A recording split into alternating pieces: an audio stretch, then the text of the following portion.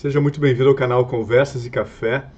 E agora eu estou inaugurando um novo quadro aqui do meu canal chamado Economia e Café, onde eu vou abordar questões econômicas de forma muito didática, simples, né, para fazer com que as pessoas compreendam um pouco do economês, muitas vezes tão complicado para quem não tem nenhum conhecimento de economia.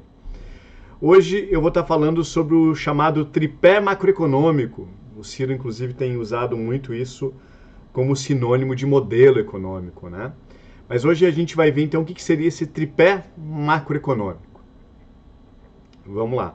Lembrando que quem gostar do canal, se inscreve, dá um like aí, compartilha, porque isso motiva muito que a gente vá continuando, né, e produzindo cada vez mais vídeos.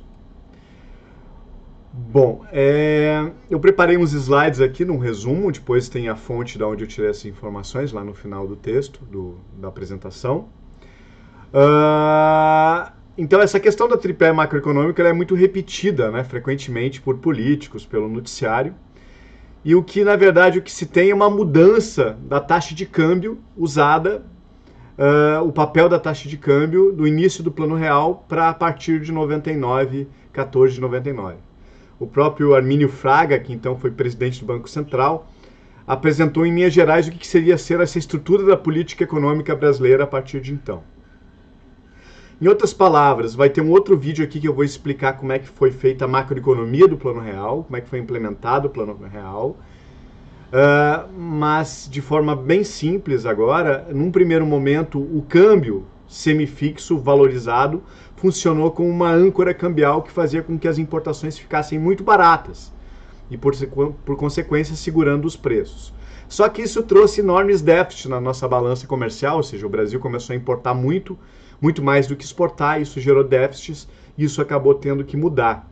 Claro que o Fernando Henrique fez isso só depois de ter ganho a eleição, né? Ele escondeu isso, que era insustentável, e a partir depois das eleições ele acabou mudando e tornando o câmbio semifixo para um câmbio flutuante. Só que para controlar a inflação foi feita uma outra coisa, que antes era muito o tripé, o câmbio sobrevalorizado que controlava a inflação. Com o tripé macroeconômico foi feita outra coisa que a gente vai ver a seguir. Lembrando que Armínio Fraga, que tinha sido trazido, né, para a estrutura burocrática lá pelo Marcílio Marques Moreira, lá no governo Collor, mas durante o governo Fernando Henrique ele vai ser nomeado para ministro, né, da Fazenda no governo Fernando Henrique Cardoso. E durante uma entrevista no Roda Viva ele explica quais são essas mudanças da política econômica que estavam sendo adotadas e formalmente adicionadas à legislação brasileira por meio do decreto 3088 de 21 de junho, né, de 98.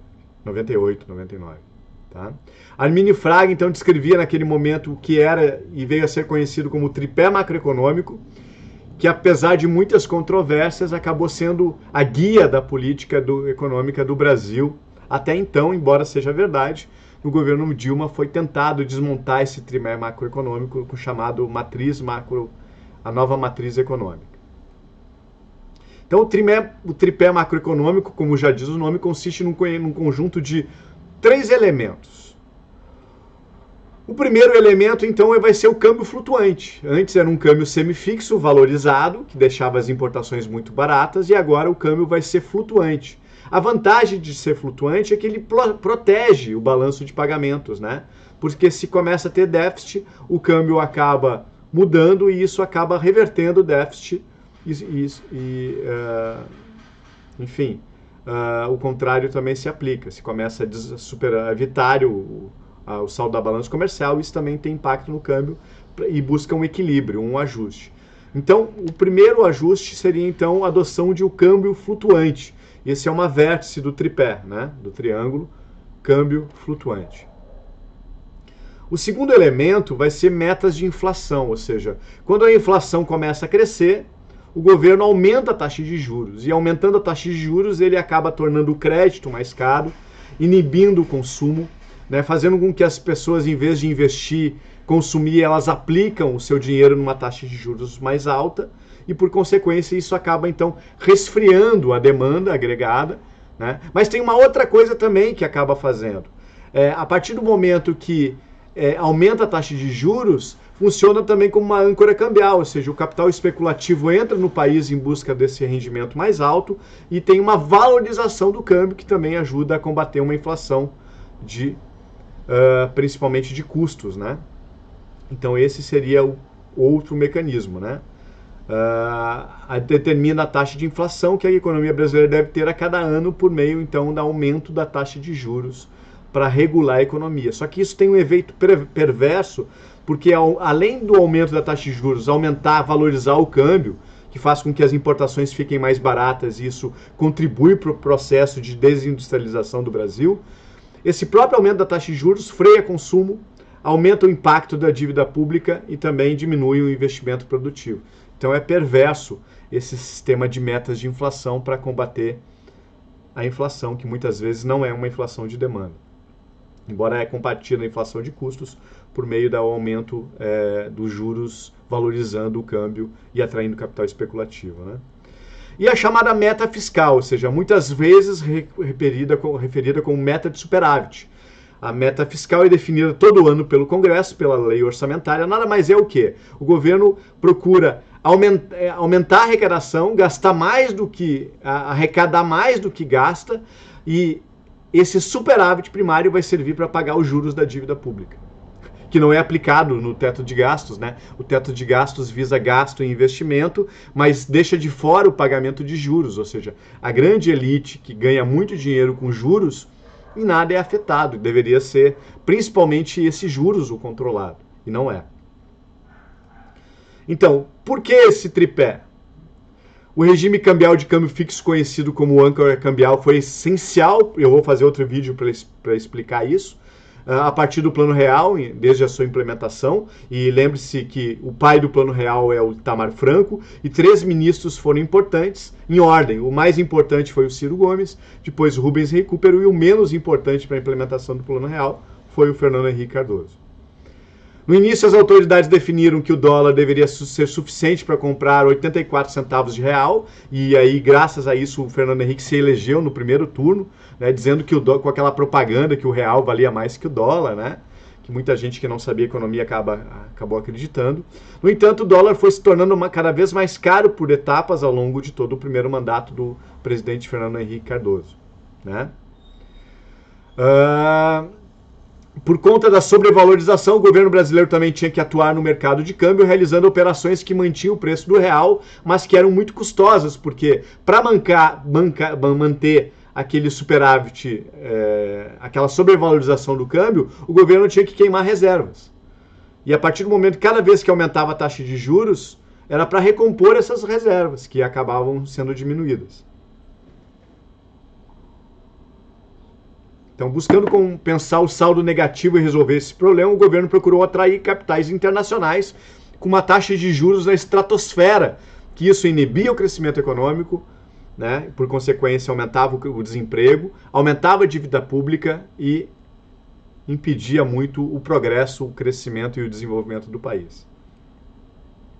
Sistemas parecidos também foram aplicados por outras economias semelhantes ao Brasil, ao resto do mundo, e também o caso mais notório é a própria Nova Zelândia, que adota esses sistemas de metas de inflação. Passadas as eleições presidenciais de 98, ou seja, um estelionato eleitoral que garantiu o segundo mandato do Fernando Henrique Cardoso, ele acabou abandonando esse sistema de câmbio fixo, né, sobrevalorizado, e adota então sistemas de metas de inflação, superávit primário e taxa de câmbio flutuante, que é o chamado tripé macroeconômico. Essa montagem do tripé, essencialmente o novo ministro, o Armindo Fraga, inverteu as funções da taxa de câmbio, da taxa de juros, justamente como ele explicou numa entrevista que vocês podem procurar no Google, no YouTube aí no programa Roda Viva. Cabe mencionar também que a desvalorização do real nessa ocasião foi intensa, né? Ao menos de 2 semanas o preço do dólar chegou a subir mais 50%, embora essa desvalorização, que de certa maneira é bom para a indústria brasileira, porque ela acaba fazendo com que a importação fique mais cara, embora prejudique a importação de bens de capital. Aos poucos, essa desvalorização começa a se reverter em valorização ao longo do governo Lula, né? O câmbio começa a se valorizar e isso também ajudou a deixar inapta a política industrial aplicada do governo Lula, porque o câmbio sobrevalorizado acaba anulando as tentativas de política industrial que foram realizadas. A taxa básica de juros, por sua vez, assumiu a condição de principal instrumento de controle da inflação, que antes era o câmbio, aí passa a ser a inflação, a taxa de juros. Né? Embora eu digo que também a taxa de juros ajuda a valorizar o câmbio, né? Uma taxa de juros alta chama capital externo, que entra aqui e aí valoriza o real frente ao dólar. E a meta fiscal, o último pé do tripé macroeconômico, por sua vez, era uma forma do governo tranquilizar os credores internacionais, demonstrando que estava empenhado na produção de superávit primário, ou seja, garantir que a sua dívida vai ser paga. E assim tinha condições de honrar os seus compromissos financeiros. Então, um dos grandes objetivos do tripé macroeconômico era garantir dinheiro para pagar juros da dívida pública, ou seja, né? Bom, a montagem do tripé, e aí quero fazer uma propaganda do meu livro, Projeto de Nação do Governo João Goulart, que está aqui, e o meu canal, que vocês podem se inscrever, podem visitar o meu site e se inscrever no meu canal no YouTube. É só colocar Conversas e Café com Cássio Moreira, se inscreve, dá um like e compartilha esse vídeo. Então, a montagem do tripé. Dessa forma, a equipe econômica procurou enfrentar todos os principais problemas que levaram à insustentabilidade do sistema anterior, que eram esses enormes déficits nas contas externas, e construiu o tripé macroeconômico que até hoje preservamos, infelizmente, e que garante juros para os rentistas. E a PEC do teto dos gastos nada mais é do que fazer com que o Estado gaste menos com os pobres, com saúde e educação, para garantir dinheiro para poder pagar dinheiro para os ricos, que é um perverso sistema de concentração de renda, essa PEC do teto dos gastos. Então, o tripé macroeconômico é a política hoje, né? Passado mais de 16 anos desde sua implementação, mais de 16, né? O tripé macroeconômico é fundamental para compreender a política brasileira hoje.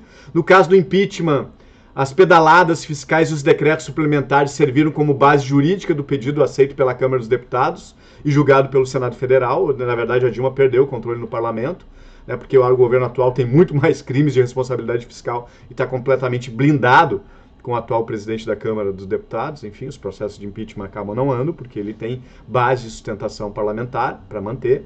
E a PEC 241, por sua vez, visa, que é a PEC do teto dos gastos, visa enquadrar os gastos do governo exatamente para poder ampliar o espaço reservado para superávites nas metas fiscais, ou seja, pagar juros para quem detém grandes bancos, enfim, uma parte da nossa elite que detém essa dívida do Estado com a União. Aqui está a fonte, né, nesse site aqui que eu trouxe para vocês olharem, e aqui também um breve quadro explicativo, né, do tripé macroeconômico brasileiro, né? Câmbio flutuante, o valor de uma moeda varia de acordo com a oferta e a demanda diária, né? Metas de inflação. Inflação é o aumento geral de preços da economia causado por diversos fatores, como dólar alto, encarecimento dos fatores de produção, aumento da demanda, etc. E meta de superávit primário, que política fiscal que consiste em estabelecer uma meta positiva de resultado primário, ou seja, o governo arrecadar mais do que gasta para poder pagar juros da dívida pública. Então, espero que vocês tenham gostado aqui do vídeo, né? E se gostarem, compartilhem aí, deixem um like no canal. Aqui é Cássio Moreira do Conversas e Café, ajudando vocês a entender um pouquinho sobre economia. Até mais.